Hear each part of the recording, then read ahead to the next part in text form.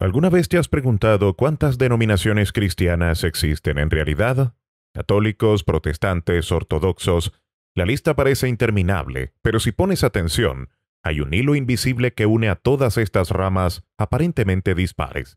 En los próximos minutos, te llevaré en un viaje a través de las principales denominaciones cristianas, desmenuzando sus creencias fundamentales y revelando cómo, a pesar de sus diferencias, todas tienen un denominador común de fe. Exploraremos cómo surgieron, cómo se desarrollaron a lo largo de los siglos y cómo cada una interpreta las Escrituras de manera única. Ya sea que seas un creyente devoto o simplemente un curioso sobre la diversidad del cristianismo, este video te dará una comprensión sin precedentes de esta antigua pero aún influyente religión mundial. ¿Estás listo? Agárrate fuerte, porque vamos a sumergirnos en las profundidades de 2000 años de historia, tradición y controversia cristiana. Hay tantas y tantas formas diferentes de cristianismo que la pregunta obvia que surge es, ¿cómo podemos diferenciarlas dejando de lado los estereotipos que se les asigna, ya que estos pueden ser o no ser ciertos? En pocas palabras, todos se llaman cristianos porque todos adoran a Cristo. Todos o casi todos están de acuerdo en quién es Jesucristo. Es plenamente humano y plenamente Dios. Nació de la Virgen María, murió por nuestros pecados, resucitó de entre los muertos, ascendió al cielo y volverá para juzgar a los vivos y a los muertos. Estos son los elementos esenciales del cristianismo que contiene el Credo de Nicea, el documento de la iglesia primitiva que usan todas estas diferentes iglesias. Entonces son similares en que todas son cristianas, pero aún tienen muchas diferencias. Comencemos con los bautistas. Hay muchas cosas que hacen que los bautistas sean únicos, pero lo principal es el bautismo. Espera, no es así. Sí. No bautizan a los bebés porque creen en el bautismo como una elección personal e individual. La mayoría de los otros cristianos dicen que el bautismo es lo que te hace cristiano. Pero los bautistas creen que el bautismo es la forma en que proclamas que ya te has convertido en cristiano al tener un renacimiento personal. Es el momento en el cual pasas por la experiencia de no ser cristiano a ser cristiano. Para ellos se trata de una elección personal, lo que significa que la iglesia misma y sus rituales religiosos importan mucho menos que tener una relación personal con Jesús, así que los rituales religiosos que la iglesia hace, como por ejemplo la Cena del Señor, son en realidad simplemente simbólicos. Esto se llama ser una iglesia baja, donde la iglesia como institución realmente no importa mucho, porque la iglesia en realidad es solo una comunión de creyentes individuales. Realmente no importa mucho cómo esté estructurada la iglesia, siempre y cuando sigan la Biblia. Esto significa que la mayoría de las iglesias independientes o no denominacionales en realidad solo son bautistas en términos de sus creencias. En conclusión, esto es un ejemplo de la iglesia baja. Un ejemplo de iglesia algo más alta sería la iglesia anglicana o episcopal. Episcopal simplemente significa que están dirigidas por una jerarquía de obispos, ya que la iglesia está muy estructurada. Es así que intentan mantener un equilibrio entre la tradición, la razón y las escrituras, los cuales son los tres lados de un triángulo equilátero. Son muy eclécticos, lo que significa que intentan tomar las mejores partes de varias otras tradiciones, y eso significa que tienen mucha diversidad de creencias. Algunos anglicanos parecen más católicos, otros parecen más protestantes. Y muchos anglicanos se ven a sí mismos como un término medio entre los dos. Por tanto, es difícil entender qué es el anglicanismo. Realmente es difícil, pero no te preocupes, ellos tampoco lo entienden, pero sí, el anglicanismo todavía tiene una tradición muy rica y muchas de las oraciones e himnos que la gente usa en la actualidad provienen del anglicanismo. De hecho, una rama completamente nueva surgió del anglicanismo, los metodistas o wesleyanos. ¿Recuerdas ese triángulo que los anglicanos tienen de la razón, las escrituras y la tradición? Los metodistas agregan un cuarto lado y lo convierten en un cuadrado. Ese nuevo lado que agregan es la experiencia espiritual porque el acuerdo completo de John Wesley era que quería que la iglesia anglicana fuera más espiritualmente activa. El fuego representa al Espíritu Santo, por eso muchos logos metodistas tienen fuego. Además de las tres personas de la Trinidad, el pensamiento metodista se centra mucho en el Espíritu Santo, quien nos fortalece en el camino o método que conduce a la rectitud. Todos tenemos libre albedrío para unirnos o abandonar el camino. El libre albedrío es muy importante para los metodistas, y al final del camino está la santificación total, donde en esta misma vida podemos mejorar tanto que dejamos de pecar por completo. A lo largo de este camino hay mucho énfasis en el servicio a los pobres, así como un arduo trabajo por la justicia, mientras nos esforzamos por la perfección espiritual. Ciertos grupos surgieron del metodismo que realmente se centró en esa parte. El movimiento de santidad dice que si realmente tienes el espíritu vas a buscar la santidad. Y los pentecostales van un paso más allá y dicen que eso incluye hablar en lenguas. Por lo que los grupos que surgieron de estos movimientos incluyen al Ejército de Salvación, quienes siempre están haciendo caridad y cosas de ese tipo. La Iglesia del Nazareno, una gran denominación de santidad. La Iglesia Cristiana Redimida de Dios, otra gran denominación de santidad de Nigeria. Las Asambleas de Dios, un grupo pentecostal. Y la Iglesia de Dios en Cristo, una denominación afroamericana histórica. Muy bien, los siguientes son los luteranos. Llevan el nombre de Martín Lutero porque provienen directamente de la Reforma, donde Lutero quería que la gente predicara el Evangelio. Básicamente, Lutero en realidad creía que la Biblia tenía dos mensajes, la ley y el Evangelio. La ley explica que no eres lo suficientemente bueno, pero el Evangelio dice que no hay problema con eso porque Jesús sí lo es. Entonces, el pensamiento luterano de las tres personas de la Trinidad se centra mucho en Jesús y su Evangelio, y quieren asegurarse de que el mensaje del Evangelio sea puro. ¿Estás mirando tus propias experiencias personales para saber si eres salvo? No hagas eso. Necesitas mirar a Cristo. ¿Cómo sabes que lo que Cristo hizo es por ti? Te fue dado en el bautismo porque el bautismo salva. ¿Quién experimentó a Jesús?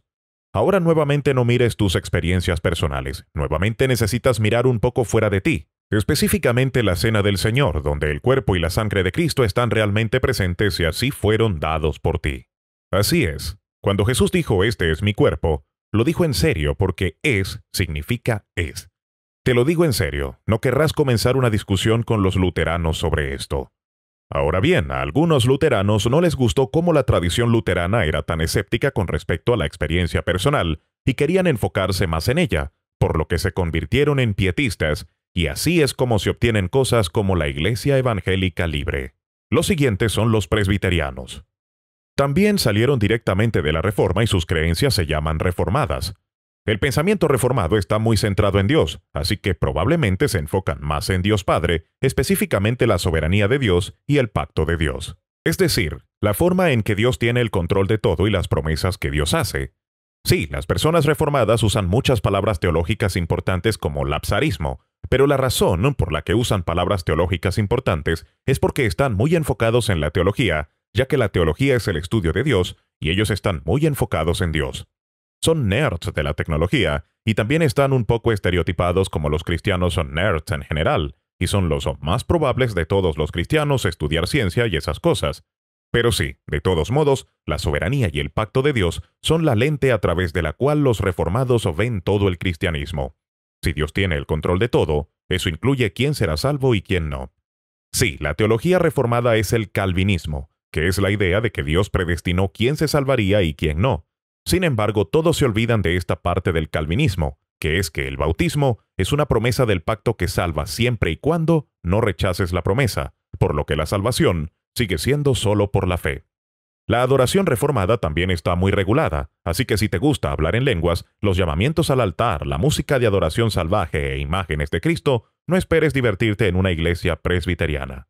En cambio, encontrarás personas muy ordenadas cantando salmos de adoración sentadas en la parte de atrás de la iglesia y, por supuesto, la Sagrada Comunión, donde recibimos el cuerpo y la sangre de Cristo, pero Él no está físicamente en los elementos, sino que lo recibimos espiritualmente. Los presbiterianos no son las únicas iglesias reformadas, también están los holandeses reformados, los suizos reformados y tal vez incluso los congregacionalistas puritanos que tienen básicamente la misma teología, solo son diferentes en términos de geografía e historia. También hay un gran grupo de personas que se llaman a sí mismos reformados, pero solo definen reformado como creer en la predestinación y no necesariamente las otras partes de la teología reformada. También hay un grupo de protestantes que eran protestantes antes de que existieran los protestantes, y hablando de eso, todos estos grupos de los que he hablado hasta ahora se llaman protestantes. ¿Pero qué significa eso? ¿Hay algo que una a todos los protestantes? Sí, existen las creencias protestantes tradicionales, pero hay muchos protestantes modernos que ya ni siquiera creen en ellas, especialmente porque cada tradición protestante tiene denominaciones de tendencia liberal y conservadora, y cada una tiene sus propias facciones liberales y conservadoras dentro de ellas. Hay algunas iglesias protestantes que tienen pastoras lesbianas y símbolos políticos de izquierda, y hay otras que son noticia por sus creencias de derecha. Algunas iglesias protestantes parecen muy tradicionales y similares a las católicas. Otras iglesias protestantes parecen muy contemporáneas y no se parecen en nada a una iglesia tradicional. Entonces, ¿hay alguna cosa en la que estén de acuerdo todos estos diferentes grupos protestantes? Sí, en realidad hay una cosa, es que la Biblia tiene más autoridad que la iglesia.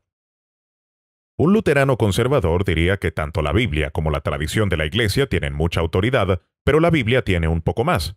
Un bautista fundamentalista diría que la Biblia tiene mucha autoridad y la tradición de la iglesia no tiene ninguna autoridad en absoluto. Un pastor progresista diría que ni la Biblia ni la tradición de la iglesia tienen mucha autoridad en absoluto, pero la Biblia todavía tiene un poco más dada la historia patriarcal y colonizadora de la iglesia. Y es por eso que hay tantas denominaciones protestantes diferentes, porque si la autoridad máxima es la Biblia y no la iglesia, está bien que la iglesia se divida si la gente tiene diferentes interpretaciones de partes de la Biblia, y para los protestantes, eso está bien. Aún así pueden estar unidos espiritualmente como iglesia, generalmente aún así pueden tomar comunión juntos. Ahora esta idea es rechazada por todas las iglesias que estoy a punto de repasar, porque todas afirman ser la única iglesia verdadera fundada por Jesús y sus apóstoles, y piensan que la iglesia ensambló la Biblia, por lo que la Biblia no puede tener más autoridad que la iglesia. Las más famosas de estas iglesias son las católicas. Piensan que a San Pedro le dieron las llaves del reino gracias a Jesús, convirtiéndolo en el líder de la iglesia o el papa, y que desde él ha habido una cadena ininterrumpida de papas que conducen hasta el papa actual, y la autoridad que tenía Pedro actualmente la tiene el papa debido a la sucesión apostólica. Todo se trata de autoridad para los católicos. Ellos piensan que la iglesia tiene la autoridad para perdonar pecados, expulsar demonios e interpretar las escrituras, por lo que la iglesia misma es el reino de Dios aquí en la tierra. Además piensan que la salvación se trata de participar en la iglesia, por eso rechazan la salvación solo por fe. Incluso dirían que la salvación es por la fe, pero la fe incluye cooperar con la gracia y participar en la iglesia, específicamente a través de los 7 sacramentos, el más importante de los cuales es la Sagrada Comunión, donde la iglesia tiene la autoridad de hacer un milagro llamado transubstanciación, donde el pan y el vino literalmente se transforman en el cuerpo, la sangre, el alma y la divinidad de Jesús. Así es como nos comunicamos con Cristo y toda su iglesia en la tierra y en el cielo. Sí, creen que los santos que han muerto y se han ido al cielo todavía forman parte de la iglesia, por eso oran a los santos y a la Virgen María, no para adorarlos, sino simplemente para pedirles que oren por nosotros. ¿Qué más enseñan? Bueno, es mucho, así que no puedo decírtelo, pero puedes buscarlo tú mismo porque los católicos tienen una respuesta básicamente para todo el catolicismo. El catolicismo realmente quiere averiguar todo sobre todo, y así es como ayudaron a contribuir al desarrollo de la ciencia moderna. Ahora los ortodoxos orientales son exactamente lo opuesto. Dejan la mayoría de las cosas en el misterio e incluso intentan definir a Dios en términos de lo que no es, y dicen que ni siquiera podemos entender realmente qué es Dios. Solo podemos percibir las energías de Dios a través de nuestras experiencias espirituales místicas. Los ortodoxos orientales también afirman ser la única iglesia verdadera, pero tuvieron un divorcio muy desagradable con los católicos hace aproximadamente 1000 años. Fue por muchas cosas, pero la más importante fue sobre la Trinidad. Verás, todas las iglesias de las que he hablado hasta este momento tienen este modelo de la Trinidad, donde el Hijo es engendrado desde la eternidad por el Padre y el Espíritu Santo procede del Padre y el Hijo. Pero los ortodoxos rechazan que el Espíritu Santo procede del Hijo, diciendo que el Espíritu Santo solo procede del Padre. ¿Por qué? Es complicado, pero la razón más importante es que no es parte de su tradición, y en la ortodoxia, la tradición es más importante. Por eso todas las personas tradicionalistas a menudo terminan volviéndose ortodoxas. Entonces, ¿cómo funciona la salvación para ellos? Los ortodoxos rechazan las ideas occidentales del pecado original y no les gusta hablar en términos legales como lo hacen los católicos y protestantes, sino que hablan de la teosis, donde la salvación es la unicidad con Dios, unirnos a Dios y participar de la naturaleza divina misma, y eso sucede a través de los santos misterios de la Iglesia. Hay otro grupo de iglesias que dicen ser iglesias ortodoxas orientales. No se escucha mucho sobre estas iglesias porque han pasado la mayor parte de su existencia como islas del cristianismo en un vasto mar del Islam y son bastante similares a los ortodoxos orientales.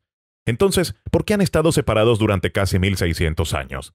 Bueno, los ortodoxos orientales, así como todas las otras iglesias que ya hemos visto, dicen que Jesús tiene dos naturalezas, una naturaleza completamente humana y una naturaleza completamente divina. Los ortodoxos orientales dicen que Jesús tiene una única naturaleza que es completamente humana y completamente divina. Entiendo que es completamente diferente. Bueno, están casi todas. Hay algunas que no incluí porque no está claro si creen en lo esencial del cristianismo, y también hay algunas que no incluí porque claramente no creen en lo esencial del cristianismo, pero la gran mayoría de las iglesias sí lo hacen. Creen en lo esencial, y eso es lo realmente importante porque no están de acuerdo en muchas cosas, y hay mucha diversidad dentro de estas iglesias. Pero el hecho de que todos puedan estar de acuerdo en estos esenciales sugiere que lo esencial es cierto y que toda esta diversidad es lo que deberíamos esperar de una religión que ha abarcado el mundo entero a lo largo de 2000 años. ¿Te gustaría otro video hablando ya no de todas las denominaciones cristianas, sino de todas las religiones? Házmelo saber en los comentarios.